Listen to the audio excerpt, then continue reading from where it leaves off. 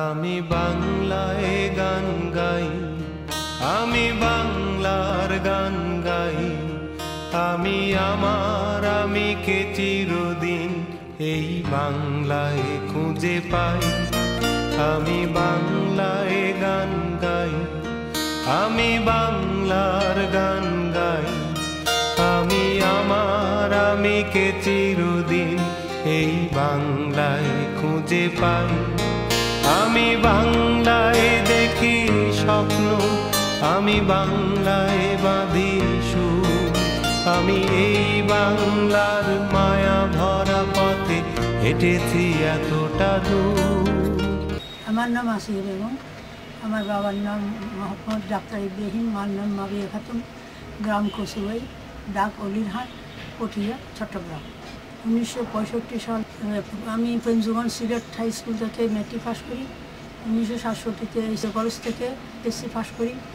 আমি পটিয়া কলেজে মহিলা সম্পাদিকা ছিলাম এবং সংগ্রাম কমিটিতেও আবার মহিলা সম্পাদিকা ছিলাম। তারপরে তৃণমূল পর্যায়েও আমি আওয়ামী লীগের পক্ষে সবসময় কাজ করেছি। পটিয়ার অন্তর্গত কচু ইউনিয়নের আমি মহিলা সম্পাদিকা ছিলাম ছাত্রলীগের পক্ষ থেকে, সংগ্রাম কমিটির। তারপর কিছুদিন স্কুলে শিক্ষকতা করি। তারপর আমি যুদ্ধে 1970 সনে নির্বাচনে বিভিন্ন কাজে যোগ হয়ে পড়ি। তারপর সেখানে আওয়ামী লীগের প্রার্থীর পক্ষে আমি এজেন্ট ছিলাম। নুরুল ইসলাম চৌধুরী, কুসুমপুরি, সুলতান আহমদ এদের পক্ষে। তারপরে আমি এদের যখন যুদ্ধ আরম্ভ হয় তখন 1670 ইংরেজি আমাদের শান্তিবাহিনীর চেয়ারম্যান আহমদ কবির আমাদের এই 36 জন নেতৃবৃন্দকে আওয়ামী লীগের মামলা করে রাষ্ট্রদ্রোহী হিসাবে। সেখানে আমি একমাত্র মহিলা আসামি, আমার আসামি নম্বর 25। আমি যুদ্ধের সময় মুক্তিযোদ্ধাদের খবর দেওয়া, বিভিন্ন পর্যায়ে এদিক ওদিক আনা। তারপর মতিলাল আমার ক্লাসমেট ছিল, তবু মুক্তিযোদ্ধা মতিলাল। তারপর মেজর খালেদ আমার বোনের ছেলে, মেজর খালেদ, সিরাজুল ইসলাম খালেদ, অধ্যাপক নুরুল ইসলাম, অধ্যাপক ফজলুল করিম, অধ্যক্ষ নূর মোহাম্মদ, ফণীভূষণ দাস, তারপর কমরেড শাহ আলম, তার আর মরহুম আলম, আবু সালে, এইসব সবাই আমাকে সহযোগিতা করছে। আমি ভারতে চলে যেতে চাইছিলাম, কিন্তু আমার বোনের ছেলে মেজর খালেদ বলল, না আপনি ভারতে যাইয়েন না, আপনি এখানে আমাদের বিভিন্ন খবর দিবেন, আহতদের সেবা করবেন, খাবার দিবেন, এগুলো করবেন। শেষ পর্যন্ত আমি গেলাম না। আমাদের গ্রামের হিন্দুপাড়ার সুকেন্দ্র গুহ উকিল, ওনার স্ত্রী আর কন্যাকে আমার পরিবার জায়গা দেয়। এক হিন্দুকে রাজাঘাট ধাওয়া করলে আমরা লুকিয়ে রাখি।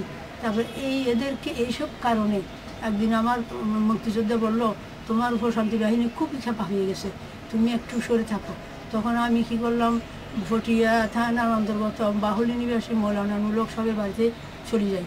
সেখানে নুরুল সাহেবের স্ত্রী আমার সম্পর্কে ফুফু হন। কয়েকদিন থাকলাম, থাকার পর ওনাকে নিয়ে আমি আমাদের বাড়ি আসি। বাড়ি আসার 3-4 ঘন্টা পর আমি মাগরিবের নামাজ এর সময় একই যায় নামাজে আমার ফরওয়ার করে আমি নামাজ পড়তেছিলাম। তখন বাইরে প্রায় 30-40 জন পাকখানাদার, রাজাকার, শান্তিবাহিনী ঘেরাও করছে, আমি জানি না। তারপরে একটা লোক দেখি একটু আফসা লাগতেছে, দরজার পাশে দাঁড়িয়ে আছে।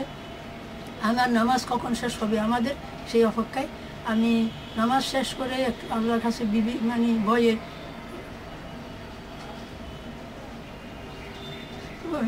করছিলাম।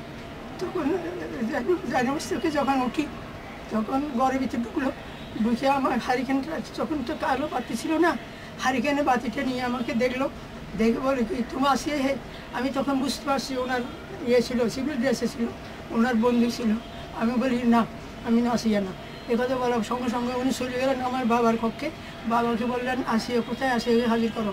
এই মুহূর্তে আমি চলে গেলাম পুকুর পিছন দিয়ে পুকুর পাড়ে গিয়ে সেখানে জোফের ভিতরে লুকিয়ে রইলাম। পুকুর পাড় আর একটা বড় নালা ছিল, খুব ঝোপঝাড় ছিল। তারা আমাকে খুঁজতে বাড়ি তছনছ করছে, একদম জোফের কাছে গেছে। তার কাছে কিন্তু আমার বাবাকে কয়েকবার মানি চেষ্টা করছে মেরে ফেলবে। শেষ পর্যন্ত আমার আব্বার করুণ কণ্ঠস্বর শুনতে পেলাম, মনে হলে এখন মেরে ফেলবে। তখন আমি তো এই আসলাম, আসি, বললাম আমাকে মেরে ফেলো, আমার বাবাকে ছেড়ে দাও। তখন মা আমাকে আবার হাঁটকে নিয়ে দেখলো, দেখে বললো কি তুমি চুট বাঁধতে, আমি মিথ্যা কথা বলছিলাম, এই কথা বলছে। আমি যে হ্যাঁ আমি অস্বীকার করেছিলাম নাম। তখন আমাকে রাইফেলে পাট দিয়ে কিন্তু মেরে আমাকে হাড় ভেঙে দেয়। তখন আমি মুমূর্ষ তখন বাবা বলে কি এখন ক্যাম্পে নিতে হবে। আমার বাবা বলে ক্যাম্পে যেতে পারবে না, আমার মেয়ে মুমূর্ষ আহত, এখানে গুরু করে মেরে ফেলো, মালতে না যেতে হবে। তারপরে কিন্তু ক্যাপ্টেনের অনুমতি নিয়ে আমি যেতে ঢুকলাম, বাসা ঘরে ঢুকলাম, ঢুকে বোরকা ফেললাম, কোরআন শরীফ নিলাম, আমি জানি আমার মৃত্যু নিশ্চিত। তখন আমাকে আবার নিয়ে চললো, আমাকে ক্যাম্পের উদ্দেশ্যে নিল। আমার বাবাকে যেতে দিতে চাই নাই, আমার বাবা জোর করে গেলেন। তারপর বললো যাতে যাতে প্রায় ক্যাম্পের পাশে গেছি, ওই দিক থেকে বিপরীত দিক থেকে একটা গাড়ি আসতেছিল মেজরের, আর একটা ভদ্রলোক বাঙালি ছিল। উনি বলতেছে আরে এটা তো ডাক্তার সাহেব, উনি তো ভালো মানুষ। এই কথা আমি শুনছি, কিন্তু আমার এখানে যে যন্ত্রণা খাতরানির জন্য আমি আর কিছু শুনি নাই। তারপর মেজরের সাথে কী কথা বলছে বুঝি নেই, বলে ছেড়ে দাও।